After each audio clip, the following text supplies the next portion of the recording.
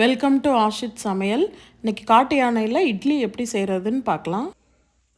இதில் ஒரு கிளாஸ் கருப்பு உளுந்தும் ஒரு கையளவும் அவல் எடுத்துருக்கிறேன். சிகப்பு அவல் நல்லா 3 டைம்ஸ் வாஷ் பண்ணிவிட்டு அதுக்கப்புறம் ஒரு 8 மணி நேரம் ஊற வச்சிடலாம். இப்போ அரிசியும் ஊற போட்டுடலாம்.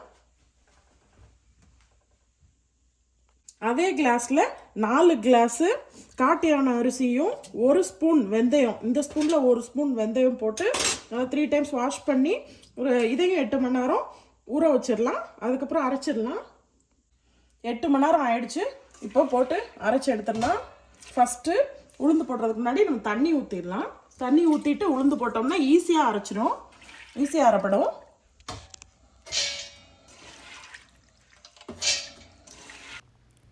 டயபெட்டிஸ் இருக்கிறவங்க கண்டினியூஸாக ஒரு 48 நாள் காலையில் இல்லை சாயந்தரம் சாப்பிட்டு வாங்க. கண்டிப்பாக இம்ப்ரூவ்மெண்ட் தெரியும். கருப்பு உளுந்தில் ஹெல்த் பெனிஃபிட்ஸ் நிறையா இருக்குது. இதில் கால்சியம், பாஸ்பரஸ், போன் ஸ்ட்ரென்த் அதிகமாக இருக்குது, இரும்பு சத்து அதிகமாக இருக்குது. இதை அடிக்கடி சாப்பிட்டா ரொம்ப உடம்புக்கு ரொம்ப நல்லது. உளுந்து நல்லா இப்போ சாஃப்டாக அரைஞ்சிருச்சு கருப்பு உளுந்து. இப்போ காட்டு யானை அரைச்சிட்டு வந்துடலாம். அரிசி கொஞ்சம் ஹார்டாக இருக்கும், அதனால் ஃபஸ்ட்டு தண்ணி ஊற்றிட்டு அதுக்கப்புறம் அரிசியை போட்டு அரைச்சா ஈஸியாக அரைப்படும். தேவைப்பட்டால் இன்னும் கொஞ்சம் கூட தண்ணி ஊற்றிக்கலாம். நம்ம மாவு அரைச்சாச்சு. இப்போது இந்த மாதிரி கொஞ்சம் நெருப்பாக இருக்கிற மாதிரி அரைச்சிக்கோங்க. மாவு கொஞ்சம் அதிகமாக இருக்கிறனால 2 பாத்திரத்தில் போட்டு நம்ம ட்ரான்ஸ்ஃபர் பண்ணிக்கலாம்.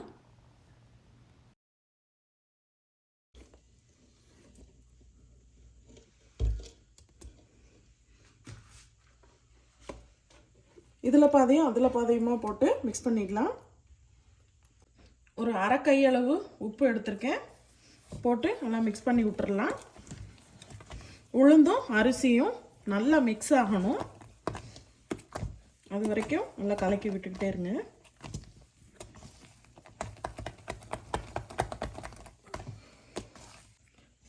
மாவு பொங்குறதுக்கு ஒரு 7லேருந்து 8 மணி நேரம் ஆகும்.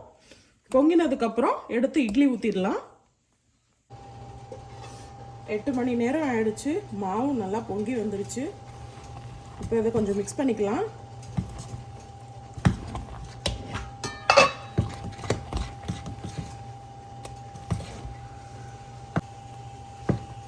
நல்லா மிக்ஸ் பண்ணியாச்சு.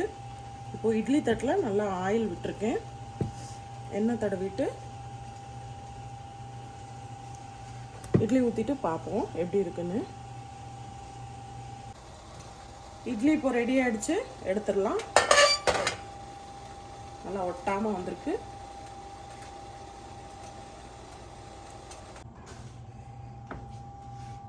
இட்லியில் லைட்டாக சூடு ஆறி இருக்கு. சூடு குறைஞ்சதும் எடுத்துடலாம்.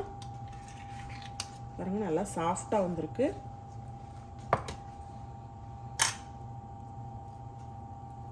ரொம்ப சாஃப்டாக இருக்குது. நீங்களும் இது மாதிரி ட்ரை பண்ணி பாருங்கள். இந்த வீடியோ பிடிச்சிருந்தா லைக் பண்ணுங்கள், கமெண்ட்ஸ் பண்ணுங்கள், ஷேர் பண்ணுங்கள், மறக்காமல் சப்ஸ்கிரைப் பண்ணுங்கள், பெல் பட்டன் ப்ரெஸ் பண்ணுங்கள்.